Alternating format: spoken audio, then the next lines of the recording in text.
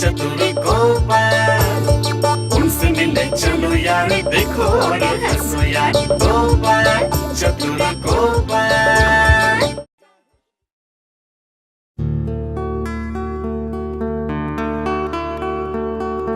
देखो देखो, अरे आसमान की ओर देखो। आहा, कितने सुंदर बादल है।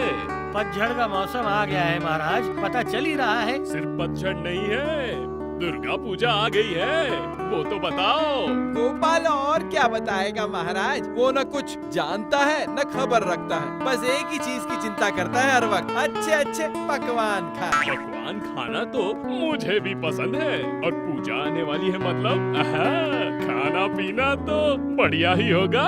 क्या कहते हो गोपाल? अरे संभालो संभालो, गया गया। ये क्या है मंत्री? ये देख रहा हूँ टूट कर गिर रहा है। ऊपर की ओर जरा देखिए ना महाराज, बहुत दिनों से रंग वगैरह नहीं हुआ है ना, तो टूट कर तो गिरेगा ही। वो तो देख ही रहा हूँ। अच्छा ही हुआ, पूजा आने वाली है और इसी मौके पर पूरे महल में रंग पोशी करवा देते हैं। तो फिर पूजा से पहले महल तो बिल्कुल चमक जाएगा ना महाराज। बढ़िया बढ़िया, इसी मौके पे कुछ अच्छी खासी कमाई हो जाएगी, पर उससे पहले ये रंग पोशी का काम सही करना पड़ेगा। मंत्री, कल क्या हुआ तुमने देखा ना, तो फिर रंग पोशी का काम शुरू कर दो। क्या कहते हो? वो भी कहने की बात है क्या? तो फिर मिस्त्रियों को खबर दे देता हूँ कि कल से काम पे लग जाइए। ना ना ना ना तुम्हारे लोगों को मैं फिर से काम पे रखूं? बाप रे, माफ करो, रंग तो होगा ही नहीं, ऊपर से महल की ये चीज वो चीज चोरी होने में देर नहीं लगेगी। ये आप क्या कह रहे हैं महाराज? अभी तो मेरे बगल के चार घरों में मेरे मिस्त्री लोगों ने काम किया है, किसी ने कोई भी शिकायत नहीं की। वो तो मैं देखने नहीं गया था। वो जो भी हो, बात ये है कि काम तो मैं तुमसे नहीं करवाऊंगा बस। महाराज मैं ये कह रहा था कि वैज्ञानिक जी का तो रंगों के मिस्त्रियों से बहुत ज्यादा जान पहचान है ना। ऐसा है क्या? मतलब वो कौन से रंग के साथ कौन सा रंग मिलाएंगे जिससे रंग अच्छा होता है, ये जानने के लिए वो लोग मेरे पास आते हैं। अब इसलिए कह रहा था कि वैज्ञानिक जी को ही जिम्मेदारी दे दी जाए ना महाराज, आपका महल बिल्कुल चमक जाएगा। है बहुत अच्छा, पर वैज्ञानिक जी, मेरा मतलब है तुम्हारे वो लोग विश्वास पात्र है ना? रंग करने के बहाने महल में चोरी तो नहीं करेंगे ना? क्या कह रहे हैं महाराज, वो लोग तो मेरे घर के सदस्यों की तरह हैं। ठीक है, तो फिर तुम्हारे लोगों को खबर दे दो कि कल से ही काम शुरू कर दे। अच्छा जी, ऐसे तो मेरे हाथ से काम चला जाएगा। हाँ, ठहरो, मजा चखाता हूँ। तुम्हारे रंगों को अगर पूरी तरह बर्बाद न कर दिया तो मैं भी कृष्णनगर का मंत्री नहीं हूँ। सुनो, कल से महल में रंग पोशी का काम शुरू हो रहा है, तुम लोगों को वो काम पूरा बर्बाद कर देना पड़ेगा, समझे? ओह, ये काम हो जाएगा मंत्री जी, हो जाएगा, बिल्कुल चिंता मत कीजिए। वो तो होगा ही, पर मैं सोच रहा था दूसरी बात। जो कहा है सिर्फ वही करना है, समझे? अपना दिमाग लगाने की कोशिश मत करो। ये देखो, तुम भी ना पूरी बात सुने बगैर ही झट से गुस्सा हो जाते हो। अरे मंत्री जी, सुनो ना, सुनो तो बटा क्या बोल रहा है। अच्छा बोलो।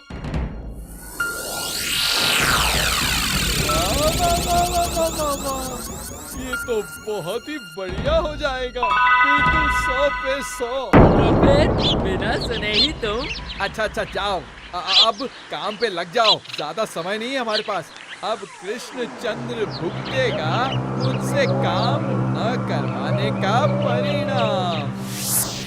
वैज्ञानिक जी, काम तो ले लिया है, पर सावधान रहिएगा। सावधान क्यों रहना पड़ेगा? मंत्री जी को नहीं देखा क्या? ऊपरी कमाल उसके हाथ से निकल गई है, याद रखिएगा, वो इतनी आसानी से आपको नहीं छोड़ेगा। उसकी चिंता मत करो गोपाल, रंग करने वाले मिस्त्री मेरे बहुत करीबी हैं। कोई दिक्कत नहीं होगी।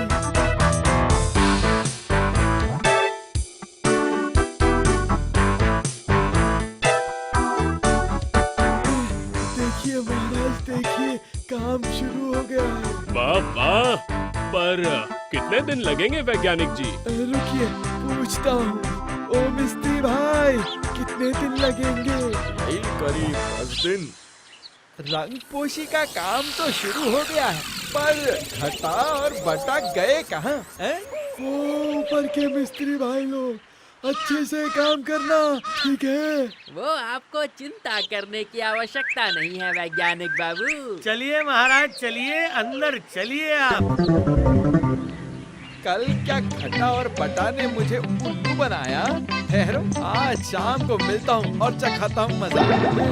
क्या गोपाल, देखा ना हमारे मिस्त्री कितने विश्वास पात्र हैं। सच में निश्चिंत हो गए हैं। अभी तो होगा वो असली काम।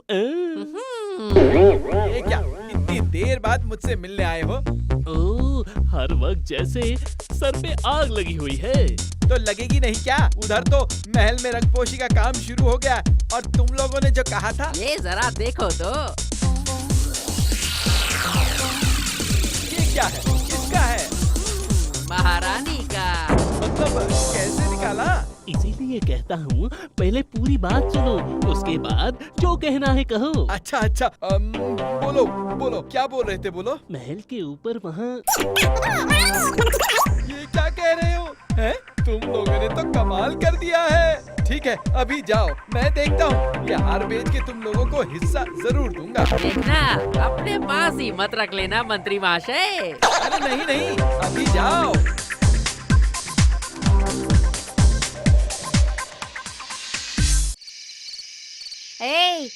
ये मैं तुम्हें आखिरी बार बोल रही हूँ, अगर रसोई घर में रंग पोशी नहीं करवाओगे तो कल से मैं खाना नहीं पकाऊंगी। एक ही बात बार बार कह के कान मत खाओ भगवान। उधर महाराज मेरे कान खाते हैं और यहाँ पे तुम। अच्छा, कान खा रही हूँ। ठीक है, कल से देखूंगी कि कौन खाना बना के खिलाएगा।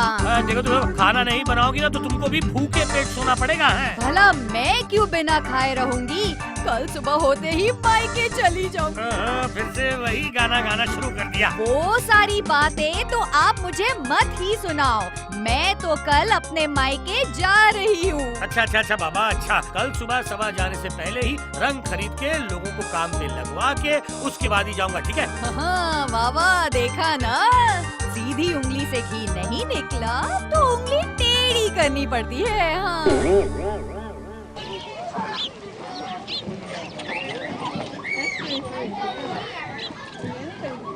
चलो अब रंग भी खरीद लिया है, रंग पोशी के लिए लोगों को भी मैंने इकट्ठा कर लिया है। बस अभी सिर्फ मुझे इसे घर तक पहुंचाना पड़ेगा। हाँ, ये क्या, महल के रंग करने वाले मिस्त्री यहाँ पे? वो यहाँ पे क्या कर रहे हैं? उनको तो महल के दीवार की बांस पर होना चाहिए। अरे ये टकले ने देख लिया है, अब मैं क्या करूं? अरे ओ मिस्त्री जी, यहाँ पे क्या कर रहे हो? महल का काम खत्म हो गया है क्या? नहीं, मतलब नहीं हुआ है। हो जाएगा। तो तुम यहाँ पे क्या कर रहे हो? काम पे नहीं गए? नहीं, मतलब थोड़ा सा ही काम बाकी है ना, इसलिए मैंने दूसरा काम पकड़ लिया है। वाह, बड़े झटपट काम करते हो तुम लोग।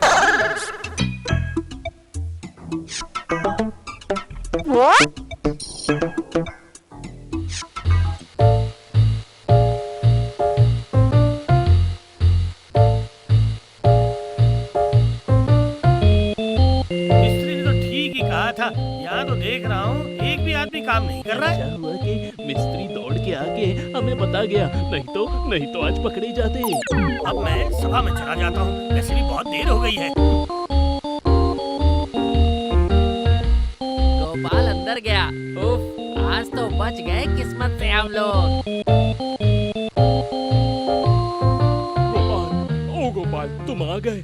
ये देखो ना, क्या मुसीबत हो गई है। क्यों, अब क्या हुआ है? अरे पूछो मत, महारानी को कुछ दिनों से अपना एक हार नहीं मिल रहा।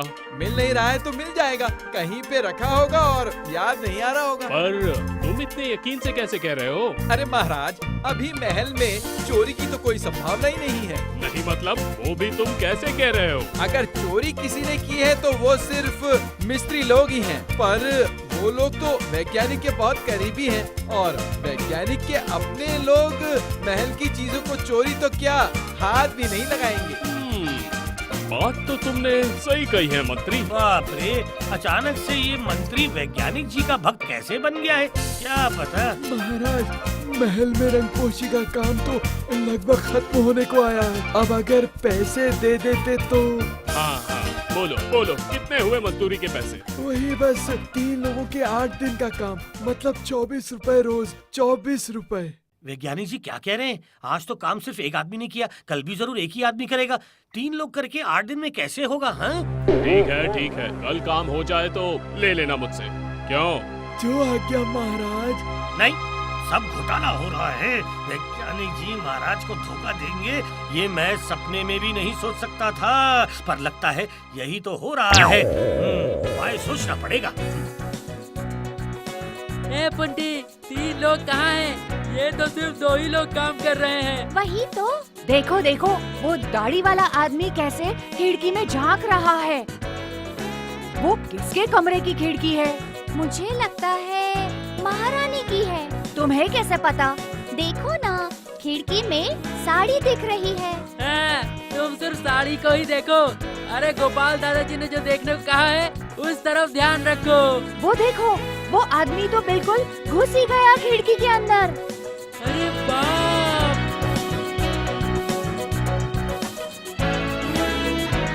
ये तो कुछ बक्सा जैसा निकाल कर लाया है ना? क्या हुआ? मिला क्या?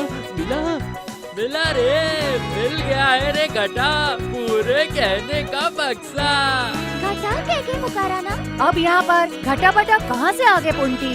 हाँ, अरे तुम लोग सिर्फ बातें ही करते रहोगे या वो लोग जो कह रहे हैं सुनने भी दोगे? अरे एक ही लो। अरे क्यों? अरे सारे ही ले लेते हैं ना, आज ही तो आखिरी दिन है। अरे क्या दिमाग है बेटा, क्या दिमाग है? सच में बटा कह के ही तो पुकारा। देखा ना? चुप। पूरा बक्सा अभी कहाँ पे छुपाओगे? बताओ। तुमने सही कहा, 2 ले लो, एक तुम रखो और एक मेरा है। अभी ये बात मंत्री को पता मत देना, तुम्हारे पेट में बात नहीं पचती। पागल हो गए हो क्या? वो तो इतना बड़ा कंजूस है, पैसा निकालने में तो उसकी जान निकल जाती है। ये सब हमारी मेहनत की कमाई है। बोलो। ये दोनों तो मंत्री महाशय के चेले बटा और घटा है। इसका मतलब इसमें जरूर मंत्री महाशय भी शामिल है। नहीं होंगे क्या? चलो, गोपाल दादाजी को ये खबर देनी पड़ेगी। जाएंगे कहाँ पे? गोपाल दादाजी तो राज्यसभा के अंदर हैं। ठीक है, कोई चिंता की बात नहीं, दोपहर में खाने के समय पर ही बताएंगे।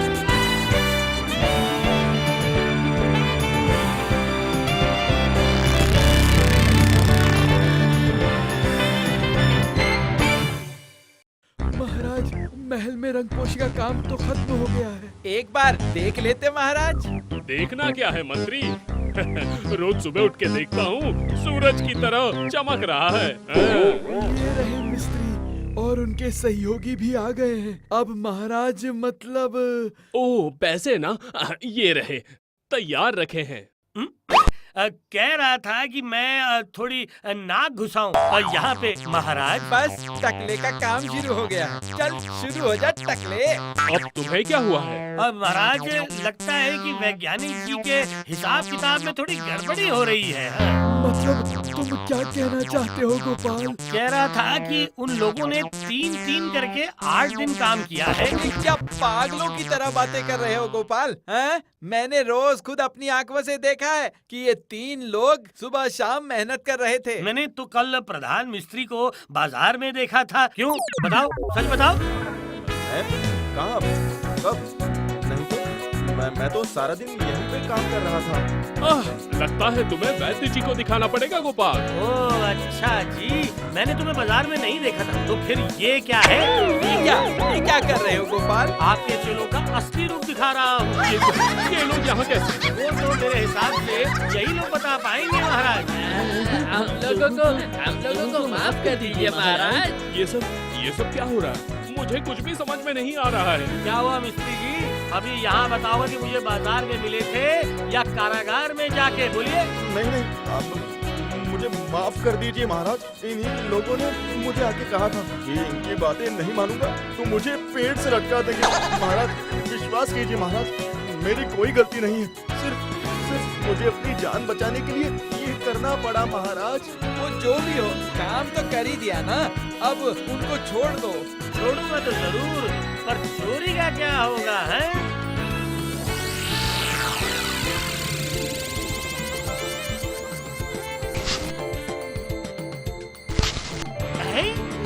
ये क्या? ये क्या? रानी के गहने। मैंने कुछ नहीं किया है महाराज, सब इन्हीं लोगों ने किया है। महाराज आगे से ऐसा नहीं होगा महाराज, सच में माँ की कसम खा के सुनो, कह रहा हूँ, इन लोगों को अभी कारागार में डालो। महाराज दोबारा ऐसा कभी नहीं होगा। क्षमा कर दीजिए महाराज, कृपा करके क्षमा कर दीजिए, हमें छोड़ दीजिए। तो फिर सच क्या है बोलोगे या बुलवाऊं? पहरेदार। अरे इन लोगों को जल्दी कारागार में ले जाओ। तो फिर सिर्फ हम ही क्यों? ये सब तो आपके कहने पर किया है हमने। झूठ कह रहे हैं, झूठ, सरासर झूठ महाराज। मुझे फंसा रहे भड़का रहे हो। पकड़ो, इधर ले आओ। अरे रुको, अभी मैं तुमको ऐसा सबक सिखाऊंगा कि क्षमा करते करते सारी गलतियां मान लोगे। मारो तो जरा इसे 100 बेत। सब वापस कर दूंगा। अरे बाप रे, अरे बाप रे। जैसी करनी वैसी भरनी।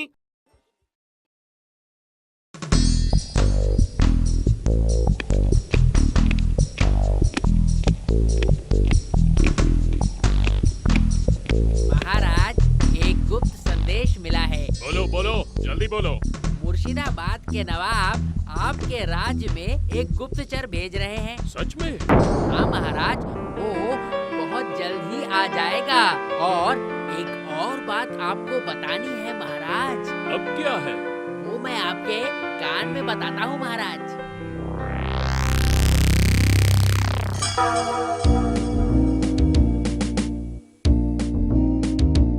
तो फिर फुंडी, इस बार पूजा में कितने कपड़े मिले हैं? बताओ तो। 5 मिले, मेरे भी 5। मुझे 6 मिले। मुझे 4 मिले हैं। अच्छा जी, बहुत अच्छे, बहुत अच्छे। इस बार तो तुम लोगों की पूजा में मजे हैं। इस बार दुर्गा माँ की मूर्ति कितनी बड़ी होगी गोपाल दादाजी? महाराज कह रहे थे कि इस बार वो सदर से बहुत बड़ी मूर्ति लेकर आएंगे। हाँ, इस बार पूजा में तुम लोग खूब खुशियाँ मना लो। सुनो, ए जी, आप एक बार इधर आओ तो। बोलो, क्यों बुलाया तुमने? दुर्गा पूजा आने वाली है, सब लोग कितनी खुशियाँ मना रहे हैं, पर मेरा मन तो बहुत दुखी है। ये क्या बात हुई? क्यों?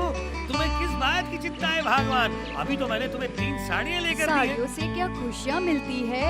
औरत की खुशी तो पति के प्यार में होती है। अरे बाप रे, ये बताओ मैंने तुमसे कब नफरत की है भगवान? नहीं की है तो फिर तालाब के किनारे भोला मिठाई वाले की बीवी ने मुझे बताया कि तुम मुझे प्यार नहीं करते, इसलिए तुम मुझे सारी बातें नहीं बताते। ये देखो भगवान, मेरे गर्दन पे कितने सिरे बताओ हैं? जो मैं तुम्हें सारी बातें नहीं बताऊंगा। मुझे जो कुछ भी पता होता है मैं सब कुछ तुम्हें बता देता तो हूँ। फिर बताओ। महाराज कृष्णचंद्र के संदूक की चाबी कहाँ रहती है? ये कैसा सवाल है भगवान? आप तो महाराज के करीबी आदमी हो, आपको जरूर पता होगा। आप अगर सच में मुझे प्यार करते हो तो फिर मुझे जरूर बताओगे। विश्वास करो भगवान, मुझे सच में नहीं पता है कि महाराज के संदूक की चाबियाँ ठीक कहाँ रहती हैं। सच बोल रहे हो? सच में आपको नहीं पता? अरे थोड़ा अच्छे से सोच के देखो ना। अरे धत, उल्टा सुल्टा बोलने का वक्त में नहीं मिला क्या है? जाओ। ठीक है, तो फिर और क्या कर सकते हैं, मैं चलती हूँ। दुर्गा पूजा आने वाली है और इस वक्त भगवान के दिमाग में पता नहीं कौन सा भूत चढ़ गया है। चलो बच्चों, बहुत देर हो गई है। अब तुम लोग घर जाकर स्नान करो, खाना खाओ और आराम कर लो। मेरे पेट में भी चूहे दौड़ने लग गए हैं। कहाँ हो भगवान? जरा गमछा लाओ तो, मैं नहा कर आता हूँ। भगवान, ओ भगवान, कहाँ चली गई? अभी तो घर के अंदर आई थी। भगवान, कहाँ हो? कहाँ चली गई तुम? भरी दोपहर को इतना क्यों चिल्ला रहे हो? तुम बाहर से अंदर कैसे आ गई? तुम तो घर में ही थी ना? हे भगवान, तुम्हारा क्या दिमाग खराब हो गया है? हाँ? घर में बैठे रहने से क्या मेरा काम होगा? ये इतने सारे कपड़े धो के अभी तो तालाब किनारे से लौटी हूँ मैं। हाँ हाँ। ये लो, अभी लौटी हो तो फिर दहलीज पर खड़े होके जो मुझसे बातें कर रही थी, आखिर वो कौन थी? एक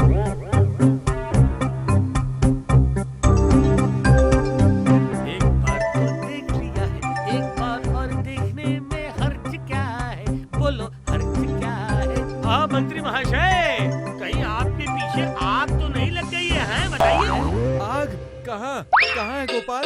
नहीं मतलब वैसे तो चलने फिरने में आपका 18 महीने में 1 साल होता है, पर आज देख रहा हूँ पैर में नाल लगाकर दौड़ते हुए आप चले जा रहे हैं, इसलिए आपसे पूछ लिया। अपनी मर्जी से थोड़ी दौड़ रहा हूँ, महाराज ने जरूरी काम से बुलाया है। तुम्हारे साथ फालतू की बातें करके समय गंवाने का वक्त मेरे पास नहीं है, चलता हूँ।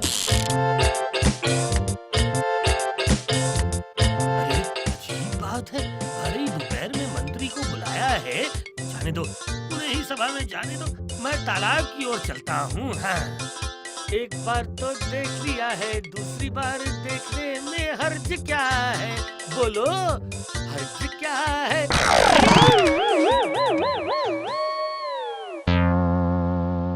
ये क्या?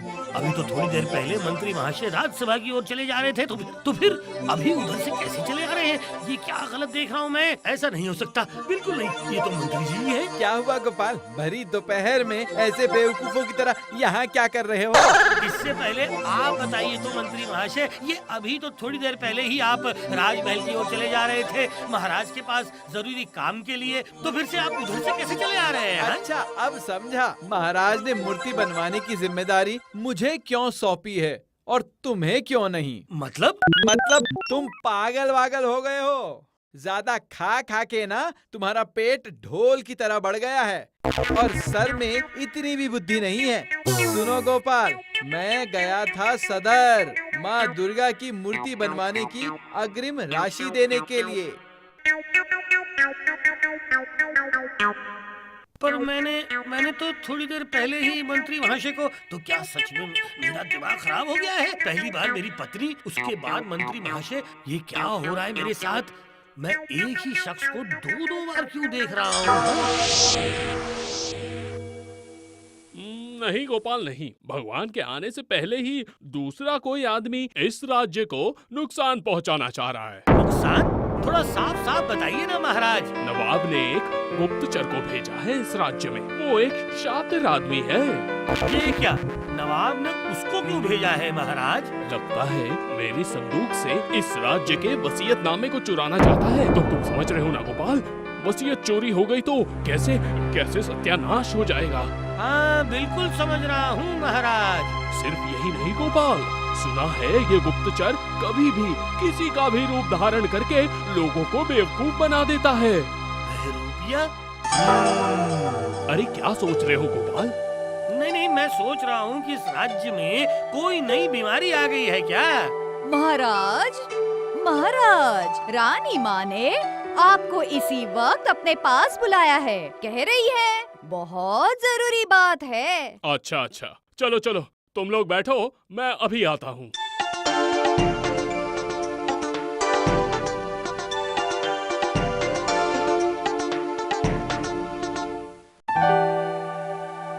मंत्री महाशय, बैठे बैठे टूट रहा है बदन। महाराज कब से गए हैं, अभी तक लौटे नहीं हैं। चुप करो, महाराज महारानी के पास गए हैं। नहीं मतलब जरूरी बात है बताया था, पर इतना वक्त बीत चुका है, अभी तक तो आए नहीं। हाँ, कोई संदेशा भी नहीं भेजा है। सब कुछ ऐसा घोटाला सा लग रहा है। देखिए, महारानी आ गई हैं। हाँ मंत्री, मैं महाराज से पता करने आई हूँ कि माता की मूर्ति बनवाई है कि नहीं। तो अभी वो कहाँ है बताओगे? हुई माँ, कुछ देर पहले दासी को भेज के आपने ही तो उन्हें बुलवाया था, वो तो आपके पास ही गए हैं। ये क्या कह रहे हो? वो तो हमारे पास आए ही नहीं। नहीं आए, पर महाराज तो बहुत पहले ही चले गए थे। तो फिर कहाँ चले गए हैं? क्या होगा? महारानी जी आप चिंता मत कीजिए, आप अंदर महल में जाइए, मैं देखता हूँ। सब लोग मिलकर महाराज को ढूंढना शुरू कर देते हैं। हालचाल तो सही नहीं लग रहा है। मैं पहले जाकर संदूक संभालता हूँ। अब तुम उधर कहाँ जा रहे हो? अब वो संदूक पे निगरानी रखनी पड़ेगी मंत्री महाशय। सर दर्द हो रहा है और तुम पेट दर्द की दवा ढूंढ रहे हो। राजा को बिना ढूंढे तुम संदूक के पास जा रहे हो। वही तो ज्यादा जरूरी है मंत्री महाशय। ये क्या? तुम लोगों ने इतना शोर क्यों मचा रखा है? महाराज आप लौट आए। ओह अब जान में जान आई। हमने सोचा था आप खो गए हैं महाराज। हाँ महाराज, इसीलिए हम लोग थोड़ा चिंतित हो गए थे। अरे मैं तो बगीचे में रानी को ढूंढ रहा था पर वो मिली ही नहीं, इसीलिए मैं लौट आया। अच्छा गोपाल, तुम संदूक के बारे में कुछ कह रहे थे, ऐसा सुना मैंने। हाँ मतलब मैं ये कह रहा था महाराज कि मेरे घर के संदूक के ऊपर बहुत सारी धूल जम गई है, इसलिए पूजा से पहले सफाई कर लेनी चाहिए। शाम हो गई है ना, तो फिर अब मैं चलता हूँ महाराज। है अच्छा जाओ जाओ। देख रहा हूँ महाराज को भी वही बीमारी लग गई है। बाप रे बाप, मामला बिल्कुल सही नहीं लग रहा है। जरूर कुछ तो गड़बड़ है, मामले की थोड़ी छानबीन करनी पड़ेगी।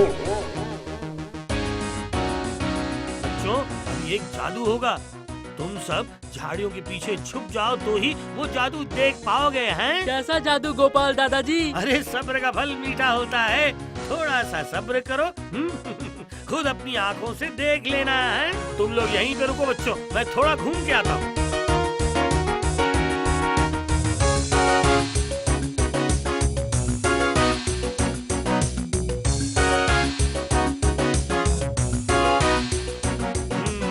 इसका मतलब मेरा शक बिल्कुल सही था। अब महाराज तुम अभी यहाँ पे इतनी रात को क्या कर रहे हो गोपाल? क्या चाहिए? नहीं मतलब अचानक से मेरी सासू माँ बीमार हो गई है, इसलिए मतलब मैं चाह रहा था कि अगर आप मेरी कुछ मदद कर दें तो जरा। इसमें भला मैं क्या कर सकता हूँ? नहीं आप कुछ नहीं करेंगे महाराज, जो भी करना होगा वो मैं ही करूँगा। तो जाके करो, जाओ। यहाँ पे क्यों आए हो? नहीं महाराज, बात ये है कि फिर मुझे कुछ दिनों के लिए बाहर जाना पड़ेगा, इसलिए मुझे आपकी अनुमति चाहिए। अनुमति तो दे ही दिया है, जाओ जहाँ जाना चाहते हो, जल्दी जाओ।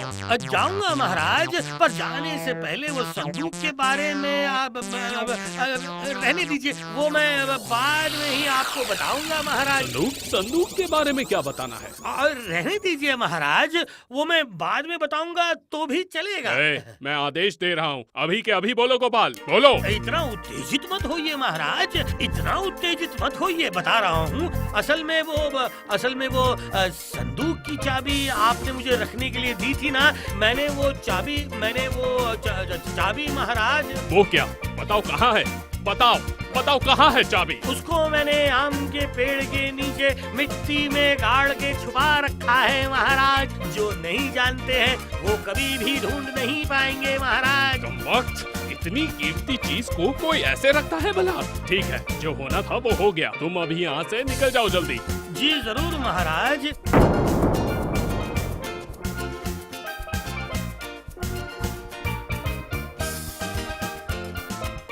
आप देखो कि अब कैसा खेल शुरू होता है बच्चों।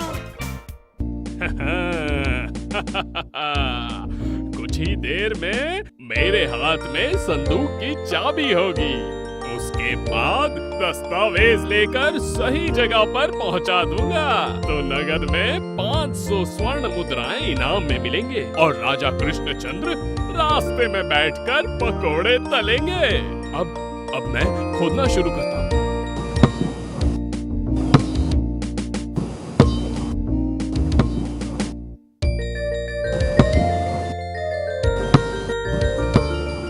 गई? अरे ये चाबी कहाँ गई? नहीं, यहाँ पे भी नहीं मिली चाबी। नहीं, ये चाबी मुझे हासिल करनी ही होगी। कहाँ ढूंढूं? चलो अब बेटे को रंगे हाथों पकड़ते हैं बच्चों।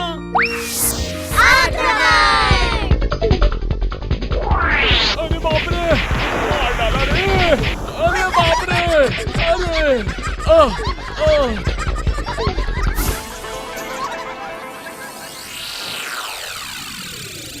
क्या बात है? तुमने मुझे प्रहरी से क्यों बुलवाया? ये क्या गोपाल, तुमने महाराज को इस तरह बांध क्यों रखा है? अरे बाप रे, विद्रोह गोपाल ने विद्रोह किया है। आजकल चोरी और विद्रोह फैला हुआ है। अरे बाप रे, ये तुमने क्या किया गोपाल? अरे मेरा क्या होगा? अब तो गोपाल राजा बन गया। सिपाहियों जल्दी आओ, विद्रोह हो गया है, युद्ध करना होगा। विद्रोह। ओहो, तुम सब चुप हो जाओ। अब ये देखो, ये कौन है? हे भगवान, ये तो नकली है। अरे बाप रे, ये मैं नहीं सह सकता। हाँ, अब बोलो बेटा, हम लोगों के महाराज को कहाँ छुपा कर रखा है, बताओ। नहीं मतलब, मेरा मतलब है नहीं। अभी दिखाता हूँ। ए नेपला, खुंटी, गुलटे, टेपा, पकड़ो तो इसे, पकड़ो, इसको उल्टा लटका दीजिए अभी। बताता हूँ। वो बगीचे के अंदर महाराज को बांध के रखा है। ये क्या? सेनापति, जाओ अभी महाराज को बगीचे से लेकर आओ। हाँ, अब समझ में आया ना असली बात क्या थी? वो तो मैं पहले ही समझ गया था कि कुछ न कुछ जरूर गड़बड़ है। वो तो समझोगे ही आप। आप तो बुद्धिमान आदमी है ना, पर आपकी बुद्धि चोर भाग जाने के बाद ही आती है। बस यही बात है और कुछ नहीं। अरे बाप रे, चैन की सांस ले रहा हूँ। बाप रे, हाथ पैर सब दुखने लग गए हैं। गोपाल, अरे ओ गोपाल। ये रहा महाराज, अब कोई चिंता की बात नहीं। आपको जिसने बांध कर रखा था वो बहरूपिया चोर अब हमारे जाल में पूरी तरह से फंस गया है। हाँ। आज तुझे मैं गरम तेल में तलूंगा। हाँ। मुझे छोड़ दीजिए, मुझसे गलती हो गई है। छोड़ दीजिए महाराज, छोड़ दीजिए। नवाब ने ही तुझे मेरे दस्तावेज चुराने भेजे थे ना? नहीं महाराज, नवाब नहीं। वो इनाम का लालच देकर वजीर महाशय ने मुझे यहाँ पर भेजा था महाराज। हाँ, तुमको तो इनाम दूंगा ही। सेनापति, अभी के अभी इस बेईमान का सर मुंडवा के, गोबर लगा के, गधे के पीठ पर चढ़ा के इस राज्य से निकाल दो। अभी के अभी निकालो।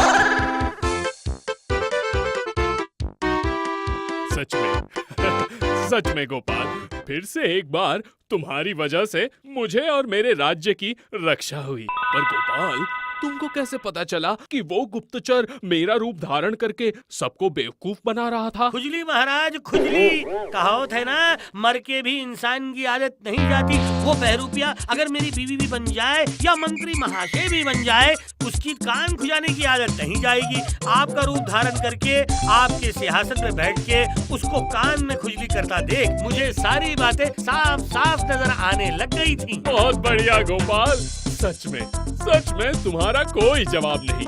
हे मंत्री, आज से गोपाल के हर महीने के तनख्वाह में 50 रुपए बढ़ा दो। महाराज, एक बात बताना चाहता हूँ, उस बहरूपिये को पकड़ने में इन बच्चों ने भी मेरी बहुत मदद की है। ऐसा है क्या? ओ मंत्री, इन लोगों के लिए भी बहुत सारे खिलौने और मिठाई की व्यवस्था करो।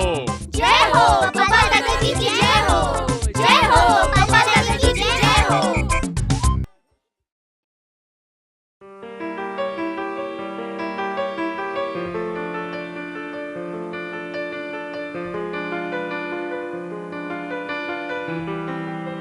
कैसा अकाल पड़ा है बताओ तो। सावन का महीना खत्म होने को आया पर अभी तक आसमान से बारिश की एक बूंद तक नहीं गिरी। बिल्कुल सही कहा। अब तो कुछ ही दिनों में दुर्गा पूजा आने वाली है। बारिश ना होने के कारण हम अच्छे से खेती भी नहीं कर पाए हैं। क्या होगा हमारा, पता नहीं क्या लिखा है हमारी किस्मत में।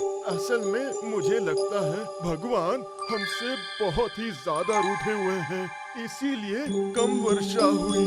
अच्छी बारिश होने के लिए हम लोगों को भगवान की पूजा करनी पड़ेगी। हम लोग गरीब लोग हैं, भगवान के लिए यज्ञ करने का सामर्थ्य हमें नहीं है। मेरे विचार से हम सब लोग मिलके चलो महाराज के पास चलते हैं। वो एक दयालु राजा हैं।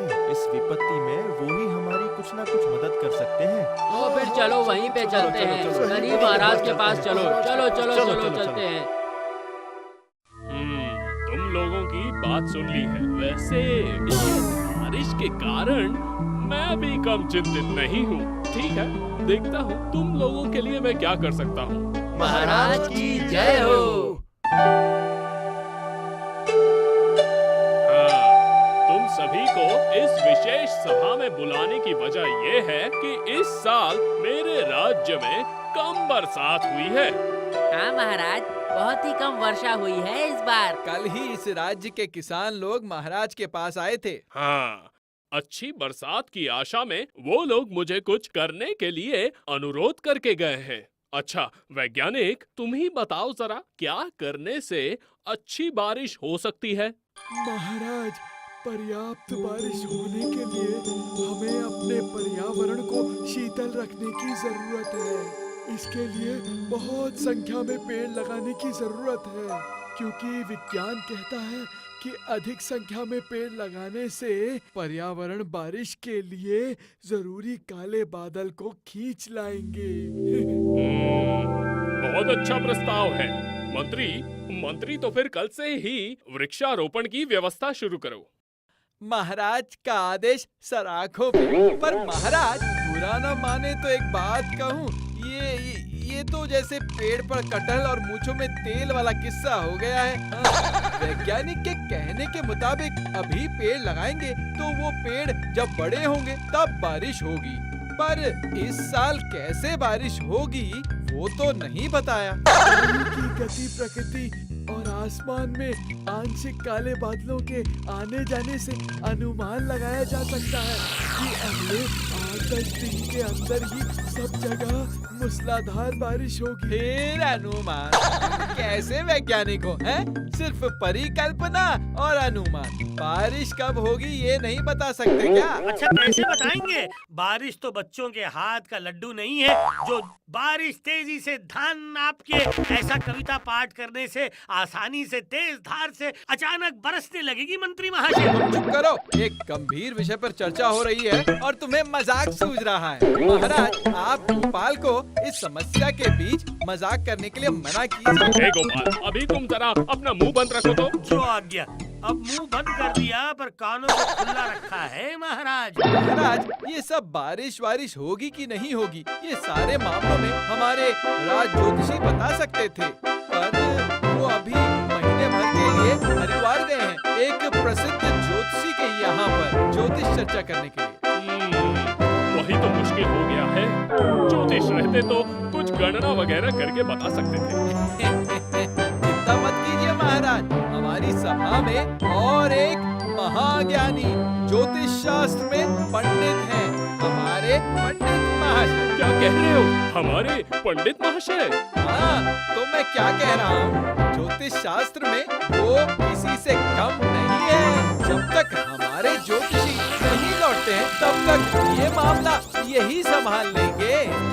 ठीक है, तो फिर पंडित तुम ही बताओ, इस समस्या का समाधान है? शास्त्रों में कहा गया है, भगवान और धरित्री देवी के रुष्ट हो जाने पर ऐसा होता है, जैसे ज्यादा बारिश और सूखा पड़ना। ये सब मेरा प्रस्ताव ये है कि एक बड़े पैमाने पर पूजा पाठ करने की व्यवस्था कीजिए, बहुत बड़ा सा कोई यज्ञ।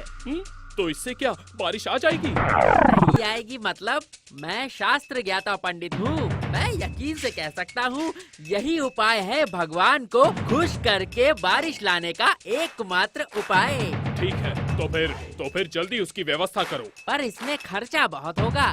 नहीं, खर्चे की चिंता मत करो, तुम सामग्री सूची तैयार करो। तो फिर इस विषय पे मंत्री महाशय के साथ बैठकर बातचीत करनी पड़ेगी। बैठो, पर याद रहे, ये हवन यज्ञ खत्म होने के साथ ही बारिश होनी चाहिए।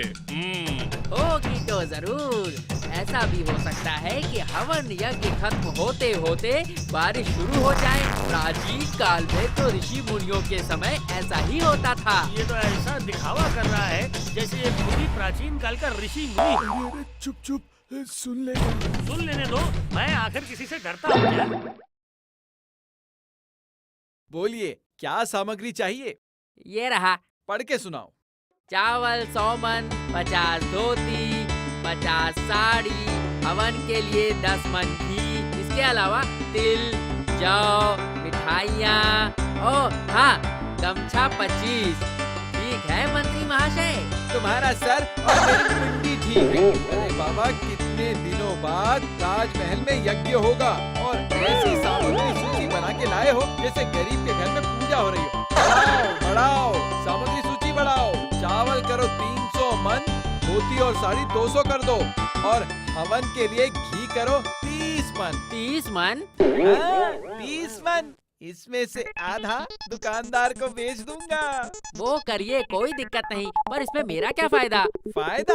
याद रखो कि यज्ञ के आड़ में महाराज के सिर पर हाथ घुमाकर जो भी कमाओगे ना, उसको आधा आधा बांट लेंगे। क्यों, मंजूर है ना? मंजूर मतलब बिल्कुल मंजूर। आगे पूजा आने वाली है, इस वक्त कुत्ता बनकर जितना दही चाट सकता हूँ उतना तो चाटूंगा ही। समझ गए हो ना? अच्छा, एक बात बताओ तो, क्या तुम सच में यज्ञ करके बारिश ला सकते हो? मैंने तो सभा में तुमको ज्योतिष शास्त्र में महापंडित बता दिया है, तो तुम तैयार हो ना? पागल हो क्या? मैं ऋषि मुनियों की तरह मंत्र थोड़ी ही जानता हूँ। तो फिर बहुत बड़ी समस्या है। अगर बारिश नहीं हुई तो महाराज तुमको बिल्कुल नहीं छोड़ेंगे। जानता हूँ। सत्यानाश! तो फिर इतना बड़ा जोखिम क्यों ले रहे हो? अरे वो वैज्ञानिक की बातों पे गौर करके उसने क्या कहा था याद नहीं, कि अगले 10 दिन के अंदर पर्याप्त मात्रा में बारिश होगी। इसलिए मैंने तय किया कि यज्ञ के आयोजन और दिन तिथि क्षण स्थिर करते हुए 6-7 दिन तो मैं लगा ही दूंगा, और उसके बाद यज्ञ खत्म होने में 2-3 दिन और लग जाएंगे। मतलब कुल मिलाकर 8-10 दिन तो लगेंगे ही। ऐसा भी हो सकता है कि सब देखेंगे इधर यज्ञ खत्म हुआ और छम छम करके बारिश शुरू हो गई। कैसा रहा? अरे वाह, बहुत बढ़िया तरकीब है। 2 कुत्तों की लड़ाई में बिल्ली रोटी लेकर चली गई। शाबाश पंडित, शाबाश! क्या बुद्धि पाई है रे पंडित। यही तो बुद्धिमानी है। तो पंडित, दही बना के जब खाना ही है तो सामग्री सूची में एक सामग्री और जोड़ ही दो। क्या? 1000 स्वर्ण मुद्रा। 1000 स्वर्ण मुद्रा? जम के पैसे कमाएंगे।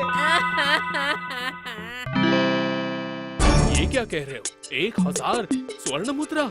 जी हाँ महाराज। वैसे यज्ञ में इतने सारे स्वर्ण मुद्राएं किस काम के? पहले बोलेंगे ओम धुमायतो नमः, बोल के एक एक करके स्वर्ण मुद्रा यज्ञ की आग में डालना पड़ेगा। स्वर्ण मुद्रा आग में जल के राख जरूर हो जाएंगे, पर धुआं बादल बन जाएंगे। हजारों स्वर्ण मुद्राओं के सम्मिलित स्वर्ण धुआं जाके पूरे आकाश में काले बादल छा जाएंगे, और उसके बाद प्रभु की कृपा होगी और होगी वर्षा। वाह राज पंडित, कितना गहरा है तुम्हारा शास्त्र का ज्ञान। अच्छा, ये यज्ञ कब शुरू करोगे तुम? महाराज, आज तो सोमवार है, इस बुधवार के बाद अगले बुधवार यज्ञ शुरू होगा। यज्ञ चलेगा 2 दिन। तो फिर मंत्री, यज्ञ का दिन घोषित करके पूरे राज्य में ढोल बजा दो। हाँ, इस यज्ञ में सभी प्रजाओं को उपस्थित होना चाहिए। उन्हें समझाना होगा कि प्रजा के मंगल के लिए ये राजा कितना कुछ कर सकता है। जय हो महाराज कृष्णचंद्र, जय हो। सुनो, मैंने 1000 नकली स्वर्ण मुद्रा बनवाने को दी है। सही समय पर वो तुम्हारे घर तक पहुंच जाएंगी। यज्ञ के दिन बहुत सावधानी से उनको थैले में भरकर यज्ञ स्थल में ले जाकर बड़ी चालाकी से असली मुद्राओं से बदल देना। बस समझ गए ना? समझ गया। नकली स्वर्ण मुद्राएं आग में जलकर भस्म हो जाएंगी और सारी असली हमारी जेब में आएंगी। आने वाली दुर्गा पूजा अच्छे से मनाएंगे। सही कहा आपने, ये सब आपका ही तो दिमाग है। लेकिन यज्ञ स्थल पर हाथ सफाई का काम तुमको बड़ी सावधानी से करना पड़ेगा। याद रखना, वो मोटा पेट वाला गोपाल तुम्हारे आसपास ही रहेगा। आप कोई चिंता मत कीजिए मंत्री महाशय, मंत्र के उच्चारण के बीच में ही ऐसी हाथ की सफाई करूंगा, गोपाल तो गोपाल, शिव जी के पिताजी को भी पता नहीं चलेगा। जानते हो गोपाल, मुझे बहुत तकलीफ हो रही है। हमारे महाराज विज्ञान पे भरोसा न करके सिर्फ वो राज पंडित और मंत्री की बातों में आकर वही धर्म के बलिखाने में सर रख दिया। अच्छा, क्या तुम विश्वास करते हो कि ये हवन यज्ञ से बारिश हो सकती है? अब बताइए और क्या कर सकते हैं? हम सभी तो बस राज कर्मचारी ही हैं। पर मैं तो वैज्ञानिक हूँ। मैं ये फालतू के सारे खर्चे स्वीकार नहीं कर पा रहा हूँ। अच्छा, तुम ही बताओ गोपाल, यज्ञ की आड़ में पानी की तरह जो पैसे खर्च हो रहे उससे कितना कुछ अच्छा हो सकता था। अरे भाई, मैंने तो कहा था कि इतना खर्चा करने के बजाय बारिश के लिए कुछ दिनों तक इंतजार किया जाए। तो राज पंडित जल्दी से शुरू करो। हाँ महाराज, शुभ घड़ी आ गई है, अब शुरू करूँगा। महाराज, स्वर्ण मुद्रा। ये लो, पूरे 1000 है इसमें। महाराज, आपको तो पता ही होगा कि सोना या फिर किसी भी रत्न को पहले शुद्ध करना पड़ता है। हाँ, वो तो पता ही है। तो फिर तो मुझे एक कमरा चाहिए होगा महाराज। इस कमरे के अंदर शांति से बैठकर मैं ये सारी स्वर्ण मुद्राओं को शुद्ध कर सकूं। अच्छा, तुम मेरे शयन कक्ष में जाओ और शांति से शुद्धिकरण करो। हाँ, जाओ।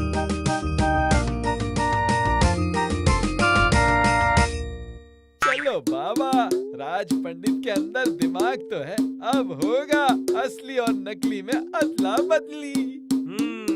स्वर्ण मुद्राओं की शुद्धिकरण के लिए शांत जगह पर चले गए। मामला कुछ गड़बड़ लग रहा है बेटा।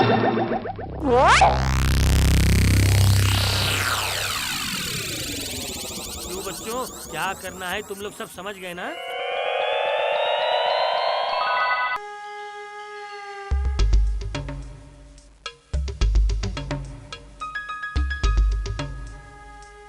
राज पंडित गए तो गए, अभी तक क्या कर रहे हैं किसको पता। चिंता मत कीजिए महाराज, अभी आ जाएंगे।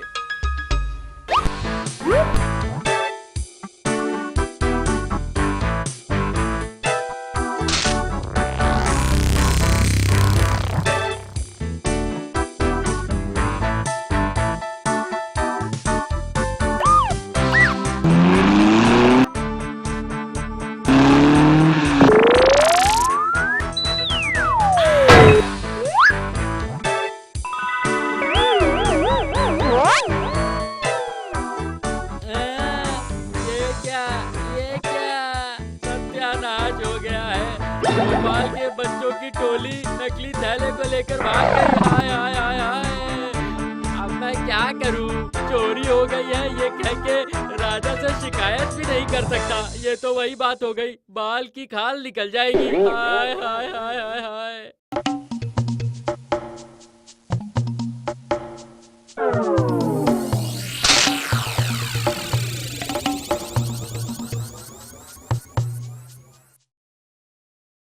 क्या हुआ बताओ तो? राज पंडित तो जैसे गायब ही हो गए हैं। अब क्या पता सोना शुद्धिकरण करने में इतना समय लगता है क्या? बताओ तो जरा। चिंता मत कीजिए महाराज, यज्ञ की स्वर्ण मुद्राओं का शुद्धिकरण जो है। तुम चुप करो तो, तब से सिर्फ एक ही गाना गाते जा रहे हैं। चिंता मत करिए, चिंता मत करिए। अरे इधर तो ये शुभ समय निकलता ही जा रहा है। सिर्फ समय निकलता नहीं जा रहा है, आसमान की ओर ध्यान दीजिए महाराज। मुझे तो लग रहा है कुछ ही देर में बारिश आने वाली है। हाँ, देखिए जरा। सही में, फिर तो ये यज्ञ के आग वगैरह सब बुझ जाएंगे। पर राज पंडित कहाँ है? मैं आ गया हूँ महाराज, अभी शुरू करता हूँ यज्ञ। उसकी और क्या जरूरत है राज पंडित जी? वो देखिए आसमान की ओर चारों ओर काले बादल से छा रहे हैं। महाराज, वैज्ञानिक जी की बात ही सही थी। 8 से 10 दिन के अंदर अंदर ही बारिश आ गई। कैसे सही हुई? आसमान में बादल छा जाना मतलब बारिश होना नहीं होता है। ऐसा भी तो हो सकता है ये बादल हट जाएंगे। महाराज, आप भोपाल की बातों में ध्यान न देकर यज्ञ शुरू करने को कहिए। ये तो बारिश की बूंदें गिर रही है।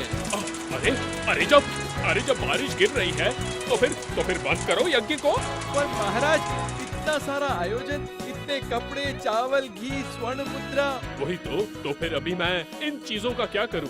मैं कह रहा था महाराज कि यज्ञ होने पर इनमें से कुछ आग की लपटों में और कुछ राज पंडित के घर में जाते थे। उससे अच्छा गरीब प्रजाओं को ये सब चावल, कपड़े, घी, स्वर्ण मुद्राएं बांट सकते हैं ना। इस बार बारिश देर से आने के कारण अच्छी फसल नहीं हुई है। अगर हमारे प्रजा के लोगों को ये सब मिल जाएगा तो उन्हें बड़ी खुशी मिलेगी और हमें दुआ। अभी कुछ ही दिनों में दुर्गा पूजा भी आने वाली है, तो उनकी खुशी में ही हमें यज्ञ का लाभ मिलेगा। धन्य हो गोपाल, तुम धन्य हो। आओ आओ वैज्ञानिक, पास आओ, पास आओ।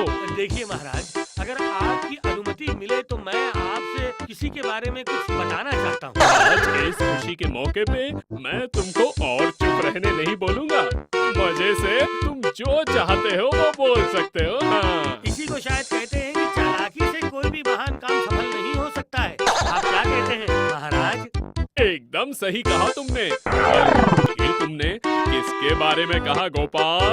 एक मुहावरा है ना महाराज, सच का हमेशा बोलबाला और बुरे का मुंह काला। अब इसको समझाना था, मुझे समझ में आ गया है।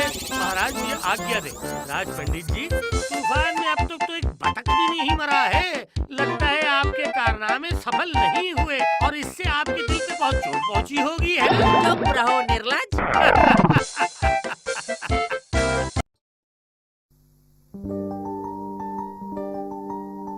देखो देखो, माँ दुर्गा का चेहरा कितना सुंदर लग रहा है। बड़ी बड़ी कजरारी आँखें। हाँ, कजरारी आँखें। कैसे समझ गई कजरारी आँखें हैं? अभी तक तो रंग भी नहीं भरा। रंग नहीं भरा तो क्या हुआ, वो समझ में आ जाता है। कह सकते हो कि रंग भर जाने से और भी चमक उठेंगी। पर मुझे तो सिर्फ असुर ही पसंद है। असुर क्यों पसंद है? वो तो बदमाश होते हैं। फिर भी मुझे असुर ही पसंद है। हाथ पैर की मांसपेशियां कड़क लोहे जैसी। अरे असुर नहीं होते तो माँ दुर्गा किसके साथ लड़ाई करती? और लड़ाई नहीं होती तो दुर्गा पूजा भी नहीं होती। हाँ, बिल्कुल सही कहा गुलटे। असुर नहीं होता तो युद्ध नहीं होता और युद्ध नहीं होता तो पूजा का मजा भी नहीं आता। जैसे हमारे राज पंडित और मंत्री, वो दोनों अगर नहीं रहते तो मुझे भी कैसे मजा आता था। वो लोग हैं इसलिए तो मुझे इतना मजा आता है। तो टेम्पा बेटा, तुम किसको पसंद करते हो?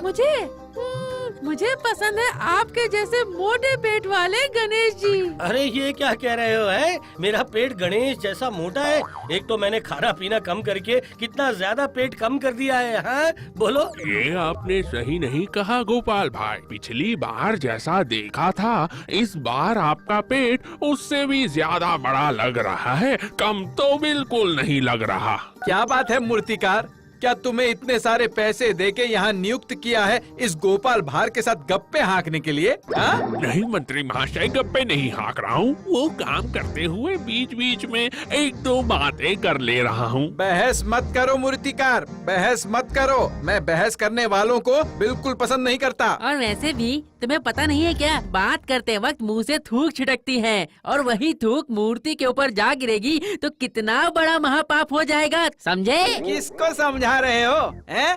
उसके पास ना तो विद्या है और ना ही शास्त्र ज्ञान। साधारण मूर्तिकार के अलावा और कुछ नहीं है। बिल्कुल सही कहा, उसके पास ना तो विद्या है और ना ही शास्त्र ज्ञान। पर इस बात को तो मानेंगे कि इसके हाथ में जो जादू है, उस जादू से कीचड़ के ढेले धीरे धीरे मूर्ति बन जाते हैं। तुम चुप करो। गोपाल भार जात के नहीं, सिर्फ महाराज की शय पाके तुम तो पूरी तरह सिर पे ही चढ़ गए हो। तुम जो भी बोलोगे हम वो चुपचाप सुन लेंगे।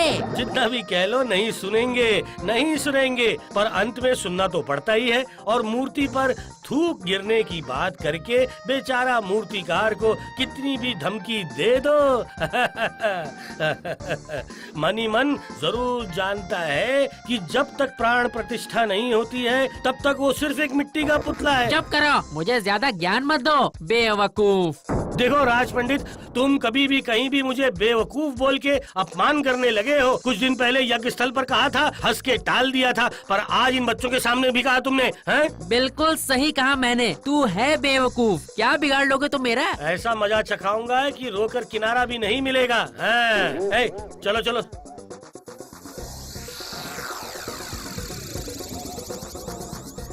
देखा देखा मंत्री महाशय, इसकी हिम्मत तो देखिए, कैसे अकड़ दिखा के गया है मुझसे। जाने दो, एक दिन ऐसा मजा चखाऊंगा ना। पंडित महाशय ने आपको बेवकूफ कहा। आप कुछ नहीं कहेंगे? ऐसा मन कर रहा है कि गुलेल की गोली से उसका टकला सर ही फोड़ दूं। ठहरो, ऐसे मारपीट से काम नहीं होगा समझे, पर मजा चखाऊंगा। ये जब कह दिया है ना तब जरूर चखाऊंगा। हैं तुम लोग मेरा साथ दोगे ना? देंगे मतलब क्या करना होगा सिर्फ ये बताइए गोपाल दादाजी।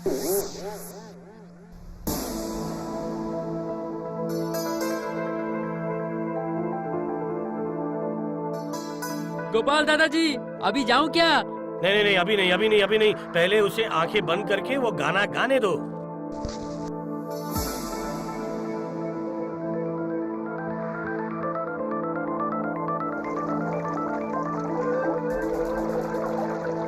ओम जबाकुसुम संकाशम काश्यपेयम महादूतिन दंतोरिन सर्वपापगण प्रणतहस्ते दिवाकरम ओम जबाकुसुमं शंकाशं काश्यपेयं महादूतिन धन्तोरिन सर्वपापघ्नं प्रणतहस्ते दिवाकरम ओम। अब जाओ।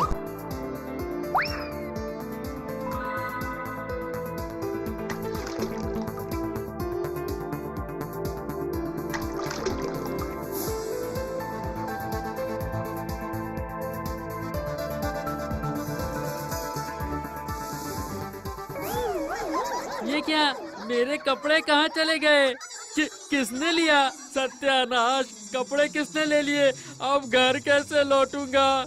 अभी रास्ते पे लोगों का आना जाना शुरू हो जाएगा। वो लोग अगर मुझे इस हालत में देखेंगे तो फिर पूरे राज्य में ढोल पिट जाएगा। हे भगवान, किसने मेरे से ऐसी दुश्मनी निकाली है? माँ मुझे कितना घुमाओगी, माँ मुझे कितना घुमाओगी, बंद आंखें वाले बैल की तरह, माँ मुझे कितना घुमाओगी माँ। गोपाल मुझे बचाओ गोपाल। आप कौन है भाई? मुझे पहचान नहीं पा रहे हो? मैं राज पंडित हूँ। राज पंडित?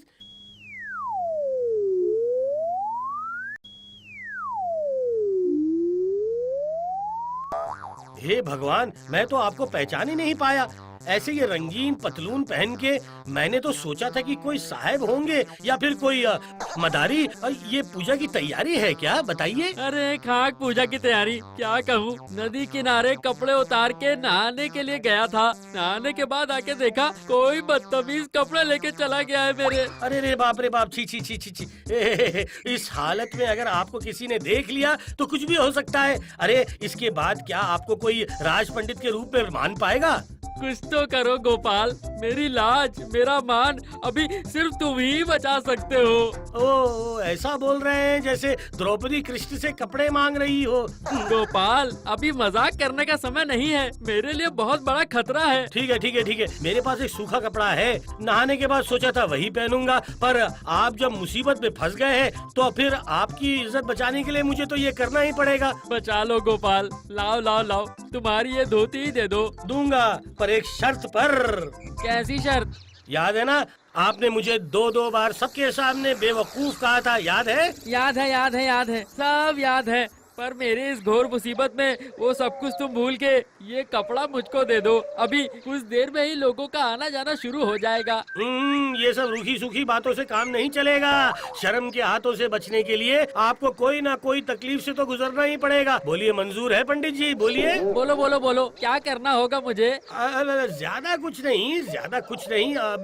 पता है, मेरी बहुत दिनों की इच्छा है कि मैं एक दिन आपके कंधे पर चढ़ूं। तुम मेरे कंधे पे चढ़ोगे? वो कैसे संभव होगा? एक तो तुम नाई हो, ऊपर से इतने मोटे हो, तुमको मैं कैसे कंधे पे बिठाऊंगा? तो फिर इस हालत में यहाँ खड़े रहिए, लोगों को देखने दीजिए आपकी इस हालत को, और फिर क्या होगा ये सोच लीजिए। मैं चला नदी में डुबकी लगाने। हाँ। नहीं, ठहरो गोपाल ठहरो, मुझे ऐसी हालत में छोड़ के मत जाओ, ये तुम्हारे धर्म के विरुद्ध है। धर्म तो आपके हाथ में है पंडित महाशय, मैं तो नाई हूँ। आप ही सोच कर देख लीजिए आपको क्या करना है। मेरी 100 बात की एक बात, मैं चला। ठहरो गोपाल। अच्छा, तुम्हारा प्रस्ताव मुझे स्वीकार है। मेरी बात अभी तक खत्म नहीं हुई है। मुझे कंधे पे बिठा के आपको मुझे घर तक पहुंचाना पड़ेगा, और रास्ते में रुकते ही मैं आपके सिर पर गट्टा मारूंगा और कहूंगा बेवकूफ। मंजूर है? बोलिए बोलिए, जल्दी जल्दी बोलिए बोलिए, मुझे थोड़ी जल्दी है पंडित जी। हैं आज मैं संकट में फंस गया हूँ, तो तुम ऐसे बदला ले रहे हो गोपाल? बदला नहीं ले रहा हूँ, बदला नहीं ले रहा हूँ। ये तो आपका कर्म फल है। ब्राह्मण को ऐसे तकलीफ दोगे तो इसका परिणाम अच्छा नहीं होगा गोपाल। देखिए मेरे पास फालतू की बकवास सुनने के लिए समय नहीं है, मैं चला। अच्छा ठीक है, मुझे ये भी स्वीकार है। तो फिर ये लीजिए कपड़ा है। अब कुछ बच्चों की तरह कंधा लाइए, मैं आपके कंधे पे चढ़ जाऊंगा। हैं, समझ गए? चले चले। ये बाप रे बाप, कितने भारी हो।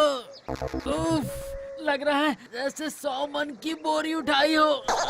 चल मेरे घोड़े, चल मेरे घोड़े, रुक जाओगे तो सिर पर पड़ेगा गट्टा, याद रखो। हाँ, चल मेरे घोड़े, चल मेरे घोड़े, चल चल चल। हाय भगवान, पता नहीं सुबह किसकी शक्ल देख के उठा था।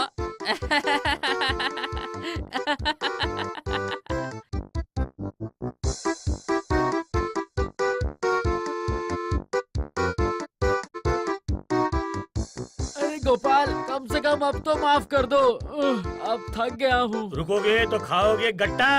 और नहीं हो रहा है। अरे बाप रे, अरे बाप रे, बेटा बेवकूफ।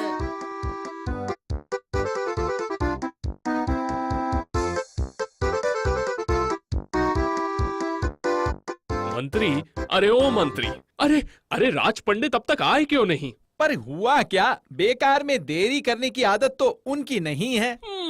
वही तो सोच रहा हूँ, उनकी तबीयत वगैरह खराब तो नहीं हो गई? अरे किसी को भेज के जरा पता करवाओ तो, जल्दी अभी।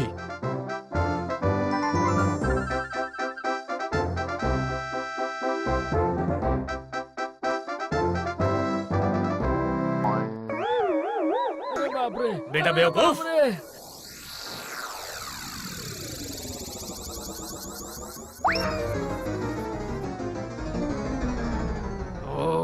ओह, जो देखा अपनी आंखों से उस पर तो मैं अभी तक विश्वास ही नहीं कर पा रहा हूँ। बाप रे बाप, ऐसा तमाशा तो मैंने कभी नहीं देखा। अरे सुनो, बातें घुमाना छोड़ के जो भी कहना है साफ साफ कहो तो। देखा कि गोपाल भार को राज पंडित अपने कंधे पे बिठा के ले जा रहे हैं। आह, कितनी तकलीफ हो रही है उन्हें। उस मोटे शरीर को ढोके ले जाते एकदम टेढ़े हो गए हैं। और क्या बताऊं, जैसे ही थोड़ा सांस लेने के लिए वो रुकते हैं, उतने में ही गोपाल भार उनके सिर पर जोर से एक तमाचा मार के उनसे कहता है, बेवकूफ।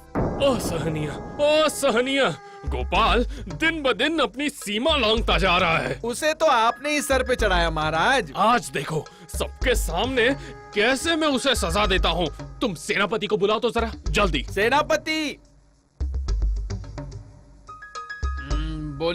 बोलिए क्या करना होगा? सुनो सेनापति, तुम अभी के अभी राजपथ पर जाओ। वहाँ देखना एक आदमी के कंधे पर एक आदमी चढ़कर आ रहा है। वो कौन है, क्या है, ये सोचने की तुम्हें कोई जरूरत नहीं। तुम सिर्फ कंधे पर चढ़े हुए आदमी को कान पकड़ के जमीन पर उतार के 50 बार जमकर कान मरोड़ देना। हाँ, और हर बार कान मरोड़ते वक्त जोर से चिल्लाकर कहना, बेवकूफ। तुम्हारी आवाज से लोग इकट्ठे होने चाहिए और लोग भी देखे हो क्या रहा है। ठीक है, जो आज्ञा महाराज।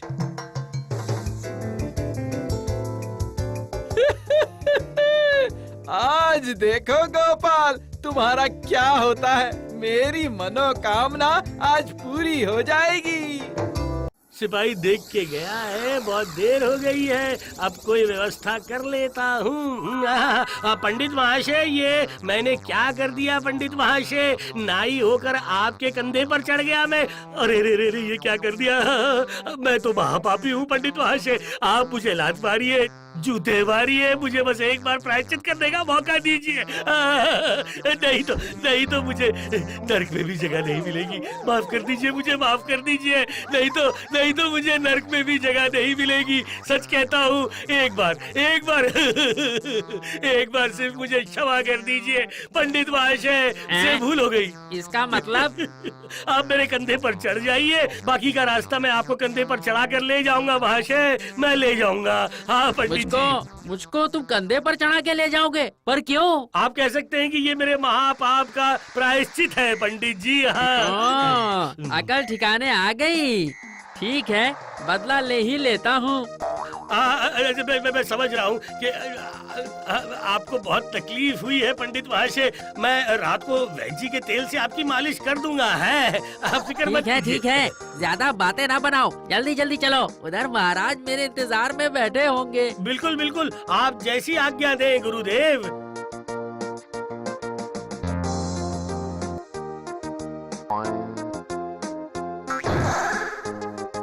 यूं आंखें फाड़ फाड़ कर देख क्या रहा है? मैं गुरु सेवा कर रहा हूँ, समझे?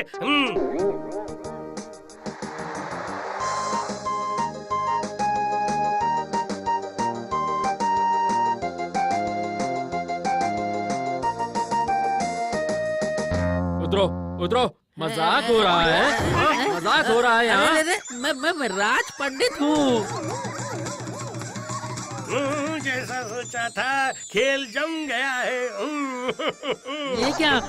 ऐसे सबके सामने मेरा कान क्यों मरोड़ रहे हो? मुझे छोड़ दो, छोड़ दो मुझे।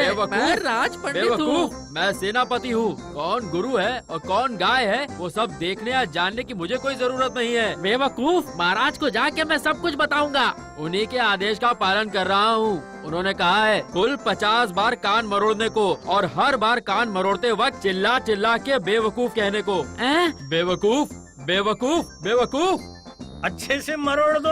याद रखना, राज आज्ञा पालन करना ही हम सबका एकमात्र धर्म है। क्यों पंडित जी? क्यों आज के बाद मुझे बेवकूफ बोलिएगा पंडित जी?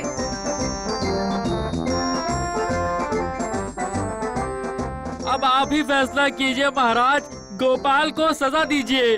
सचमुच गोपाल, आज तुम मेरे सहने की सीमा लांघ चुके हो। यहाँ तक कि मैं क्या करूँगा ये तक समझ के तुमने सेनापति से पंडित के कान मरोड़वा दिए। महाराज, युद्ध में सब जायज है। पंडित जी ने मुझे बिना किसी वजह के सबके सामने बार बार बेवकूफ कहा है, नाई बोल के अपमान किया है। मुझे तो इसका बदला लेना ही था महाराज। और अगर आपको लगता है कि इसके लिए मुझे सजा मिलनी चाहिए तो आप मुझे सजा दे सकते हैं। हाँ, बिल्कुल। हाँ, सजा तो दूंगा, पर तुम्हें नहीं, पंडित को सजा दूंगा तुम्हारा अपमान करने के लिए। महाराज माफ कर दीजिए, मुझे काफी सजा मिल चुकी है और नहीं चाहिए। आज से वो बेवकूफ शब्द जुबान पर भी नहीं लाऊंगा मैं।